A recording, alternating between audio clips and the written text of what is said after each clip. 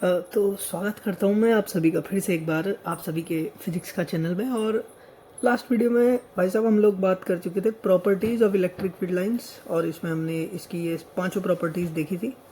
ठीक है। उसके बाद हमने डाइपोल वाला टॉपिक पढ़ा था कि इलेक्ट्रिक डाइपोल क्या होता है, किसे कहते हैं। अभी मैं थोड़ा सा यहाँ पे कुछ पॉइंट्स और डिस्कस करता हूँ, फिर हम आगे बढ़ते हैं। देखो, ये properties of electric field lines हम पढ़ चुके थे। तो यहाँ पे एक छोटा सा टॉपिक है हमारा, आज का फर्स्ट टॉपिक होगा हमारा यूनिफॉर्म इलेक्ट्रिक फील्ड और नॉन यूनिफॉर्म इलेक्ट्रिक फील्ड, और ये कांस्टेंट भी है। ठीक है, ये भी बता देते हैं आपको क्या होता है। जस्ट एक सेकंड रुके आप, थोड़ा सा इसका ब्लैक कलर ले लेते हैं यहाँ से, ये ठीक है जी। चलो जी, तो यहाँ पर देखो, इलेक्ट्रोस्टैटिक फील्ड लाइंस में हमने एक बात सिखाई थी आपको, क्या कि the density of electric field lines, ये डेंसिटी या number density of electric field lines है, वो क्या शो करती है? Intensity of electric field. मतलब जैसे यहाँ पर देखो, मान लो इलेक्ट्रिक फील्ड लाइंस पास पास है यहाँ पे, तो यहाँ पर इलेक्ट्रिक फील्ड लाइंस की डेंसिटी हाई है। इसका मतलब यहाँ पे इलेक्ट्रिक फील्ड की इंटेंसिटी भी हाई होगी। ठीक है।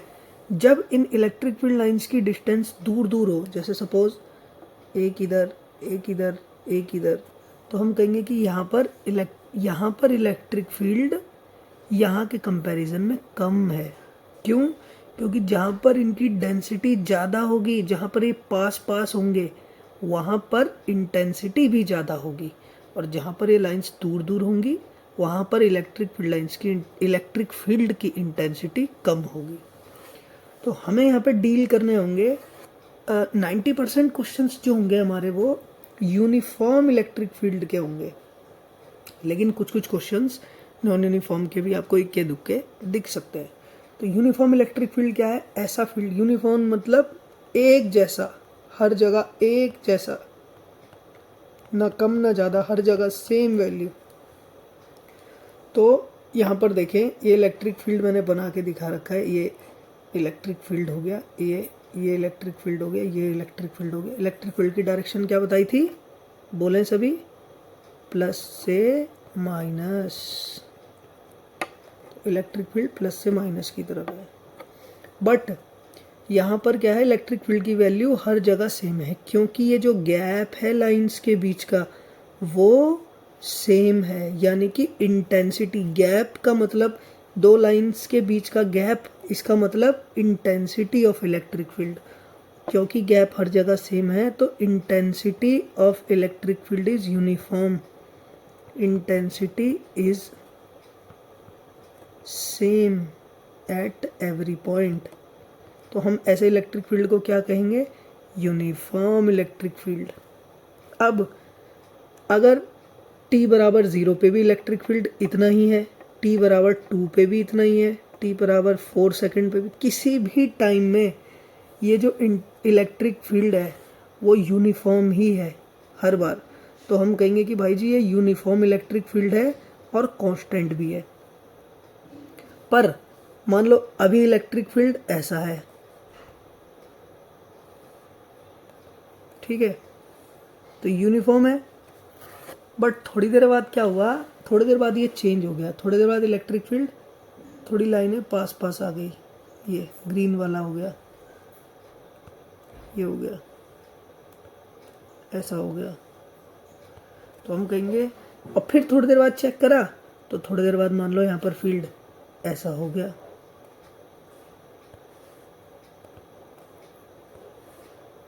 तो हर बार है तो यूनिफॉर्म, बट टाइम के रिस्पेक्ट में चेंज हो रहा है, तो हम उसे कहेंगे कि भाई यूनिफॉर्म है बट नॉन कांस्टेंट है। पर लेकिन टाइम बदल रहा है और फील्ड नहीं बदल रहा है, जैसे कि ये यहाँ पर हो रहा है इस केस में, तो हम कहेंगे कि भाई ये इलेक्ट्रिक फील्ड यूनिफॉर्म है और कांस्टेंट है, क्योंकि टाइम के साथ बदल नहीं रहा है। यहाँ पर आप देख सकते हैं, यहाँ पर इलेक्ट्रिक फील्ड लाइंस पास पास हैं, फिर यहाँ दूर है, इधर पास है, इधर दूर है, इधर पास, यहीं पास, यहाँ दूर। तो इलेक्ट्रिक फील्ड हर जगह अलग अलग है, तो हम कहेंगे कैसा इलेक्ट्रिक फील्ड है? नॉन यूनिफॉर्म इलेक्ट्रिक फील्ड है।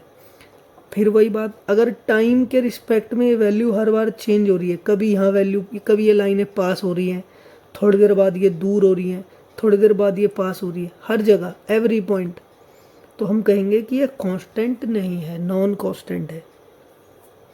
बट ये नॉन कांस्टेंट और कांस्टेंट वाला जो कॉन्सेप्ट है उसका क्वेश्चन आपको बोर्ड में तो नहीं पूछा जा सकता, आपको जस्ट ये पूछा जा सकता है यूनिफॉर्म और नॉन यूनिफॉर्म का केस। तो एक कांस्टेंट नॉन कांस्टेंट वाली बात भूल जाएं, आप सीधे ध्यान रखें अगर हर जगह सेम है गैप तो यूनिफॉर्म इलेक्ट्रिक फील्ड यानी कि इंटेंसिटी सेम, और अगर ये जो गैप है कहीं ज़्यादा कहीं कम है तो यानी कि ये नॉन यूनिफॉर्म इलेक्ट्रिक फील्ड है।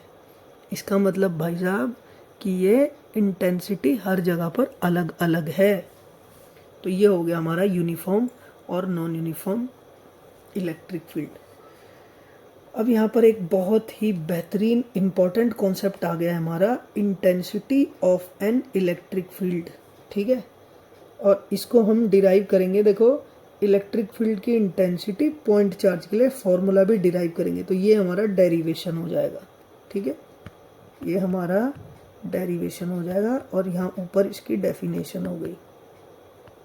डेफिनेशन क्या हो गई, रेशियो ऑफ, किस किस का ratio, electrostatic force on a test charge with the value of test charge is called intensity of electric field. ठीक है, इंटेंसिटी ऑफ इलेक्ट्रिक फील्ड मतलब सपोज यहाँ पर एक सोर्स चार्ज है, ये इसने इलेक्ट्रिक फील्ड क्रिएट किया हुआ है अपने चारों तरफ, और आप इस पॉइंट पर इलेक्ट्रिक फील्ड निकालना चाहते हो कि कितना होगा इलेक्ट्रिक फील्ड की इंटेंसिटी, पावर कितनी है, कितना पावरफुल, इंटेंसिटी का मतलब इलेक्ट्रिक फील्ड कितना पावरफुल। तो जिस पॉइंट पे इलेक्ट्रिक फील्ड निकालना है वहां पर टेस्ट चार्ज को रखो, सपोज ये जो पॉइंट है आर दूर है, तो इस पॉइंट पे टेस्ट चार्ज को उठा के रखो और इस पे फोर्स निकाल लो जी, फिर इस फोर्स को टेस्ट चार्ज की वैल्यू से डिवाइड कर दो, आपको इलेक्ट्रिक फील्ड की इंटेंसिटी पता चल जाएगी। यूनिट क्या बनेगी इसकी, फोर्स की यूनिट न्यूटन, चार्ज की कूलम। और एक चीज़ यहाँ पर भी ध्यान रखनी है, जब मैं लिख रहा हूँ इलेक्ट्रिक फील्ड का मैग्नीट्यूड तो चार्ज का साइन नहीं लेना, पर अगर मैं इस वेक्टर इक्वेशन को वेक्टर फॉर्म में लिखने जा रहा हूँ तो चार्जेस विद साइन लेने होंगे। तो क्योंकि टेस्ट चार्ज पॉजिटिव है इसलिए आप प्लस साइन लिख के नहीं दिखा रखा है, बट आपको याद रखना है कि जब भी कोई वेक्टर इक्वेशन लिखेंगे तो चार्जेस को विद साइन लिखना ही है। ओके, ये ध्यान रखेंगे। अभी न्यूमेरिकल्स कराने से पहले भी मैं ये पॉइंट क्लियर करवाऊंगा। तो इलेक्ट्रिक फील्ड की इंटेंसिटी निकालने का क्या मेथड है, टेस्ट चार्ज पे फोर्स निकालो और उस टेस्ट चार्ज से उस फोर्स को डिवाइड कर दो। जैसे यहीं पे करते हैं हम डेरिवेशन, ये आ गया। सपोज मैं इस कैपिटल क्यू की वजह से, पॉइंट चार्ज है इसकी वजह से इस पी पॉइंट पे इलेक्ट्रिक फील्ड निकालना चाहता हूँ, तो मेरे को क्या करना है, उस इलेक्ट्रिक फील्ड के लिए फोर्स चाहिए और चार्ज से उसको डिवाइड करना पड़ेगा। ठीक है, फोर्स चाहिए तो भाई आओ करते हैं।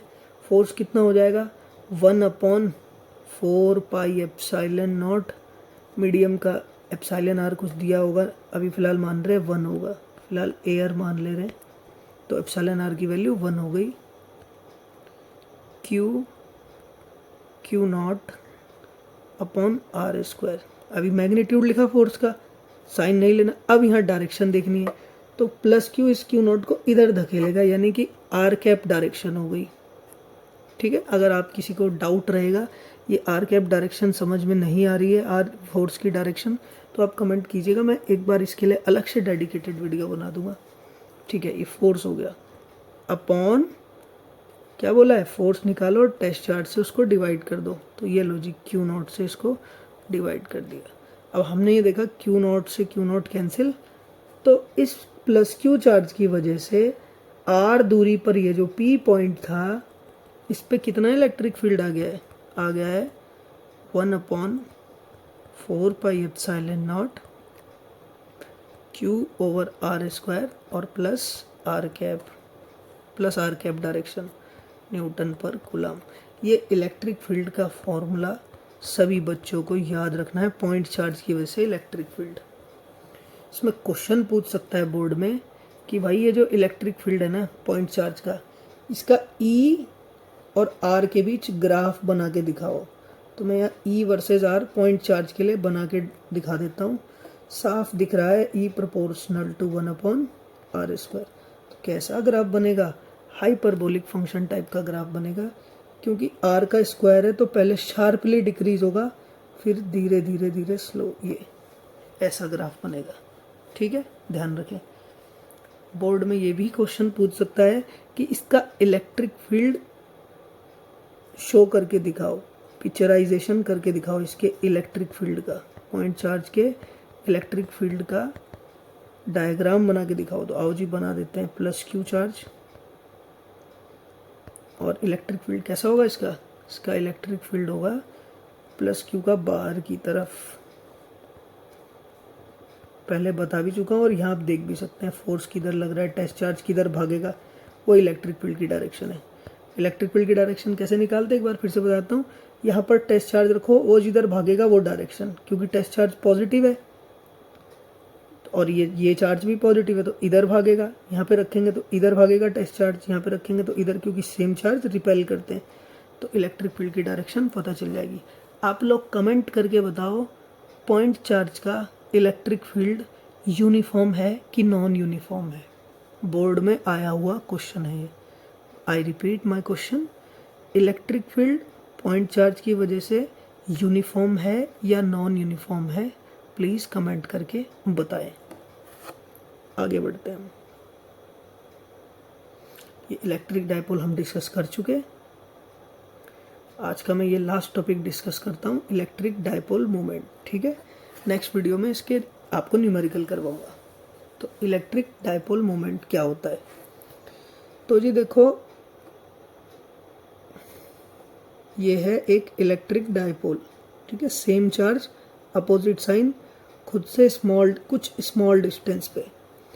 अब वैसे तो हम ये स्मॉल डिस्टेंस d लिख सकते हैं, चाहे तो x लिख सकते हैं, चाहे तो डेल्टा लिख सकते हैं, पर न्यूमेरिकल आसान बनाने के लिए, न्यूमेरिकल इजीली हो जाए, उसके लिए हमें क्या किया गया यहाँ पे कि ना भाई यहाँ पर ना एक सेंटर मान लिया गया है, और ये डिस्टेंस भी तब l हो जाएगी, ये डिस्टेंस भी l हो जाएगी। वैसे पूरी डिस्टेंस d भी मान सकते थे, पर न्यूमेरिकल इजीली सॉल्व करने के लिए, ठीक है, इनको l मान लिया गया।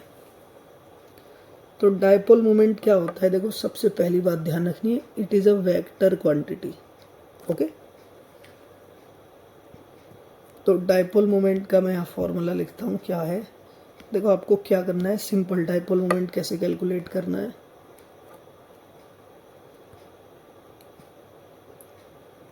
सबसे पहले लिखना है डायपोल मोमेंट का मैग्नीट्यूड, फिर लिखनी है डायपोल मोमेंट की डायरेक्शन पी कैप, और फिर लिखनी है उसकी यूनिट। सिंपल, ठीक है, ये हमें करना है। तो ये मैं फिलहाल इसको, ये मतलब हिंट है मान ले कि हमें करना है, इसको मैं साइड में लिखता हूँ रफ में। ये हो गया। तो जी आइए, सबसे पहले क्या करना है, यहाँ पे मैग्नीट्यूड लिखना है इसका। तो किसी का डायपोल मोमेंट का मैग्नीट्यूड क्या होगा?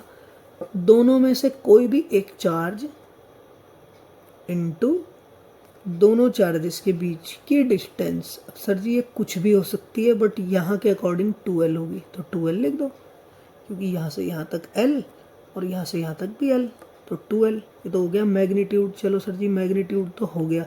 डायरेक्शन याद रखें सभी बच्चे, डायपोल मोमेंट की डायरेक्शन, ये जो पी कैप कह रहे हैं, इसकी डायरेक्शन हमेशा -q से +q की तरफ होगी। Always -q to +q। ठीक है, तो यहाँ पर P cap -q to +q होगा। सपोज यहाँ पर मैं एक हिंट दे देता हूँ। अगर मान लो ये रखा है ग्राफ, ये ओरिजिन है और ये डिस्टेंस r है, या चलो जब क्वेश्चन आएगा तब बता दूंगा, बट आप याद रखिए इसकी डायरेक्शन हमेशा क्या लेनी है हमें, -q टू +q।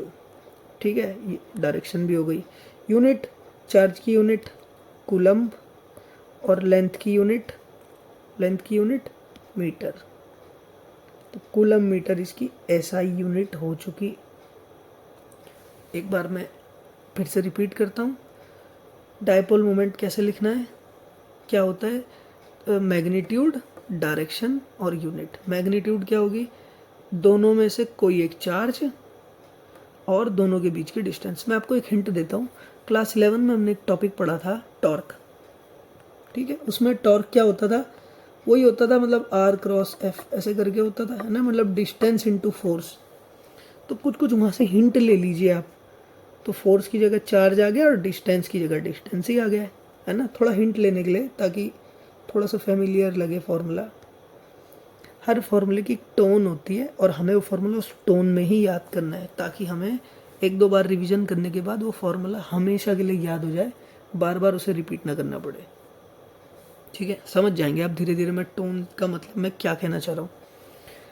तो आपको डाइपोल मोमेंट हो गया आपका, कोई भी वेक्टर का, किसी वेक्टर को लिखने का तरीका क्या है, मैग्नीट्यूड, डायरेक्शन, यूनिट। तो डाइपोल मोमेंट जो है उसका मैग्नीट्यूड हो गया दोनों में से कोई एक चार्ज और दोनों चार्जेस के बीच की डिस्टेंस, ठीक है। और डायरेक्शन क्या होगी, हमेशा माइनस क्यू से प्लस क्यू, हमेशा। अगर डाइपोल ऐसे रखा है ना, इधर माइनस क्यू इधर प्लस क्यू, तो जी डायरेक्शन इधर होगी फिर पी वेक्टर की, ठीक है। अगर डाइपोल ऐसे रखा है माइनस क्यू प्लस क्यू, तो डाइपोल मोमेंट की डायरेक्शन ऐसे होगी, माइनस क्यू से प्लस क्यू। Got it. तो ये हो गई इसकी एसआई यूनिट। पर इसकी एक सीजीएस यूनिट होती है, डे बाय। देख भाई नहीं, डे बाय, ठीक है। दे भाई, दे मतलब देना। चलो जोक्स अपार्ट, 1 डे बाय में कितने ऐसे कूलम मीटर होते हैं, होता है 3.33 इंटू 10⁻³ के आसपास। अब यहाँ पर आप एक चीज़ और कमेंट करके मुझे बताएं कि डे बाय और कूलम इन दोनों में कौन सी यूनिट बड़ी है। I repeat my question, debye और coulomb metre, which one is the largest unit of electric dipole moment, ठीक है। दूसरी चीज़, इसकी डायमेंशन आप लोग बताएं, आप लोग कमेंट करें और बताएं कि इसकी डायमेंशन क्या होगी, ठीक है। यहाँ तक था ये लेक्चर। इस लेक्चर में हमने यूनिफॉर्म और नॉन यूनिफॉर्म इलेक्ट्रिक फील्ड की बात करी। कहाँ गया, ये रहा। यूनिफॉर्म इलेक्ट्रिक फील्ड क्या होता है, नॉन यूनिफॉर्म इलेक्ट्रिक फील्ड क्या होता है, ठीक है। उसके बाद हमने इलेक्ट्रिक फील्ड इंटेंसिटी का डेफिनेशन बताई।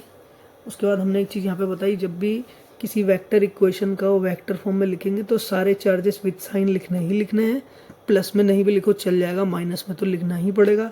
दूसरा, पॉइंट चार्ज के इलेक्ट्रिक फील्ड का फॉर्मूला हर एक बच्चे को ये याद होना चाहिए, 1/4πε0 epsilon R Q/r²।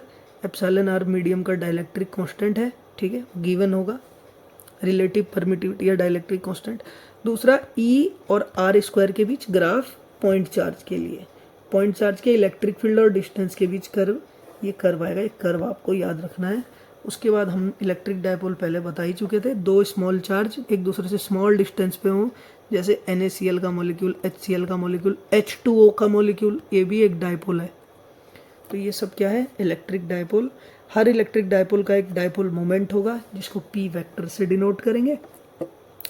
P vector कैसे लिखना है हमें, क्या होता है ये, इसका मैग्नीट्यूड क्या होता है, दोनों में से कोई एक चार्ज और दोनों चार्जेस के बीच की distance, this is called dipole moment. Direction हमेशा -q से +q। यूनिट, चार्ज की यूनिट कूलम, डिस्टेंस की यूनिट मीटर। इसकी एक CGS यूनिट है, डे बाय, ठीक है। 1 debye is equal to 3.33 into 10⁻³ coulomb metre, okay. P एक वेक्टर क्वांटिटी है, डायरेक्शन -q से +q, ये बता ही दिया। आपको कमेंट करके बताना है, एक तो डे बाय और कूलम मीटर में से कौन बड़ा है, दूसरा कूलम मीटर यानी कि डाइपोल मोमेंट की डायमेंशन, ओके। और दूसरा एक क्वेश्चन मैंने यहाँ भी पूछा था, वो वाला क्वेश्चन भी आपने मेरे को बताना है। कौन सा क्वेश्चन, कि एक पॉइंट चार्ज का जो इलेक्ट्रिक फील्ड ये ड्रॉ किया है हमने यहाँ पे, ये यूनिफॉर्म है कि नॉन यूनिफॉर्म है, ओके। मिलते हैं आगे की वीडियो में, तब तक के लिए जय हिंद।